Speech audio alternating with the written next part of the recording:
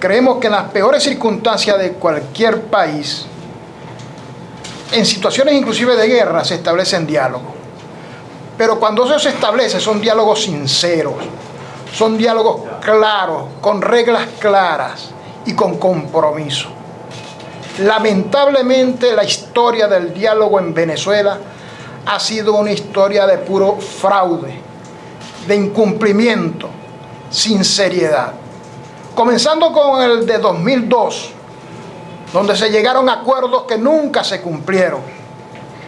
Y podemos entonces retomar lo que fue el 2014, cuando se monta el show en Miraflores, porque lo que fue un simple show, pero el gobierno sin ninguna intención de cumplir. Lejos de no cumplir, lo que hicieron fue arremeter contra los alcaldes que asistieron a ese diálogo, y hay muchos destituidos y presos. Luego en el 16, se desmoviliza el país por unas promesas en un diálogo, en un supuesto diálogo, en unos supuestos acuerdos, y lo que hicieron fue acabar con el revocatorio y mayor cantidad de detenidos. Ese ha sido el resultado de los diálogos, el engaño del gobierno, que nunca ha tenido intenciones de cumplir con lo que se acuerda. Y lamentablemente hay actores de la oposición que parece que no han aprendido la lección. Por ese balance, nosotros marcamos distancia con la forma como se está planteando el nuevo diálogo, y creemos que deben existir elementos sustanciales y testimoniales, pero también pruebas. Deben haber gestos que permitan realmente que se produzca un diálogo con sinceridad. De allí queremos llamarle la atención a los sectores de la oposición que se han abrogado la representatividad en esos diálogos. Lo primero, decirles que el pueblo venezolano no va a ser arreado a ningún diálogo si no es discutido con sinceridad y ampliamente con los sectores del país. No es que nos convoquen para anunciarnos lo que ellos pretenden, es para debatirlo, porque nosotros tenemos observaciones muy profundas sobre lo que debe ser el diálogo. De allí que hemos dicho que para nosotros tiene que haber gestos importantes. Liberen a los presos. Lejos de lo que se está diciendo, desmonten la Asamblea Nacional Constituyente fraudulenta. ¿Por qué no ampliamos la participación de los sectores a nivel internacional? ¿Por qué no está presente la conferencia episcopal en ese diálogo? ¿Por qué no cambiamos inclusive? Porque sin despreciar al pueblo dominicano, el gobierno dominicano no nos da ninguna garantía en este diálogo. ¿Por qué no lo montamos en Lima?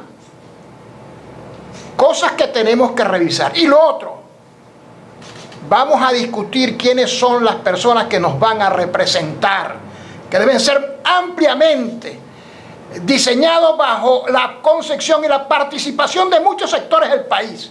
No vamos a descalificar a nadie, pero es que los resultados nos convocan a revisar quiénes deben ser nuestros representantes.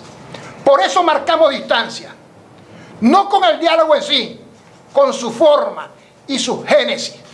Se reincide, parece que no se aprende la lección cuando tenemos nosotros que producir un debate a lo interno de los factores democráticos para que podamos con claridad llevar el planteamiento unitario a ese diálogo, pero también la forma. Y la forma tiene que ver con los actores que nos puedan representar nacional e internacionalmente y las sedes de discusión. Por eso, nosotros con mucha firmeza decimos que queremos sí plantear un debate para lograr un diálogo sincero. Hasta el momento, el gobierno, la única intención que tiene en el fondo es poder refinanciar la deuda. Y ya ustedes saben para dónde han ido esos recursos. Recursos que han ido a parar primero a manos que no son los que tienen que ser. Recursos que ustedes saben que se han despilfarrado miles de millones de dólares, y es lo único que le interesa al gobierno. Es que nos van a convencer que este gobierno que acaba de cometer el fraude contra el referéndum revocatorio, que acaba de instalar una Asamblea Nacional fraudulenta, que acaba de cometer un gran fraude con las elecciones regionales y que no tiene nada que cambiar por las municipales, van a garantizar una elección presidencial en estas mismas condiciones. Pues bien, nos convoca a que nosotros tenemos que ser muy firmes, fuertes, porque el gobierno, la respuesta que da es que nos pone en un supuesto diálogo y persiguen al vicepresidente de la Asamblea Nacional. Esos son los gestos que el gobierno está dando para un futuro diálogo, o es que pretende bajo amenaza obligar a llegar a algunos acuerdos que no van en beneficio de lo que más nos interesa. Porque lo que más nos interesa a nosotros es resolver el problema de los venezolanos, del hambre de los venezolanos, de las necesidades de los venezolanos, y eso tiene que estar por encima de cualquier particularidad e interés grupal. El interés de nosotros, el interés de Soy Venezuela, el interés de Alianza Bravo Pueblo y de todos los que componen ese movimiento es el interés del beneficio para todos los venezolanos, y eso aparte porque tengamos garantías plenas a nivel político para poder salir de este problema. De tal manera que nosotros reafirmamos que no estamos de acuerdo ni en la forma, ni en el fondo de lo que se está planteando como diálogo. Los dos deben ser producto de un debate para que podamos concluir realmente en salidas beneficiosas para el pueblo.